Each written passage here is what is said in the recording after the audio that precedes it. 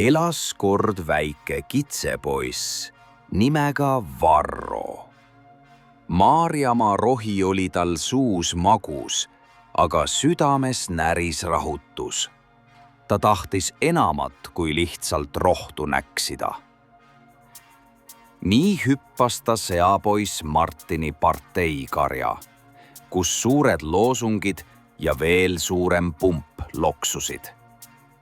Pump pumpas rublasid, sest selle peremees, vana siga Mart, oli omal ajal Moskvas töötades FSB agendiks värvatud.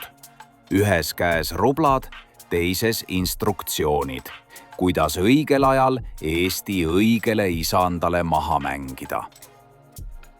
Varro sai oma osa, sest tal oli osav pliiats ja mürgine keel. Oma radikaalsete kirjutistega suutis ta lihtsameelsetele joonistada muinasjutu, kus ainult tema tõde on tõde. Haritum rahvas aga keerutas silmi ja hakkas teda kutsuma Eesti imaamiks. Pidu pumba ümber kestis seni, kuni Venemaa majandus kokku kukkus. Rublad lakkasid voolamast ning koos rahajõega vajusid ka loosungid ja laulud mudasse.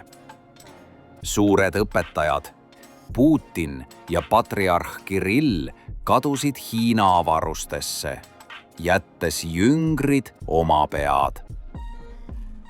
Nii juhtuski, et kitsepoiss Varro ja paks siga Mart pidid lõpuks sammuma töötukassa ukse taha, kärss ja kabjad väsinud, ning lootma, et kapo neid ukse peal maha ei vääna. Kes ehitab oma tuleviku võõra pumba peale, see jääb lõpuks kuivale.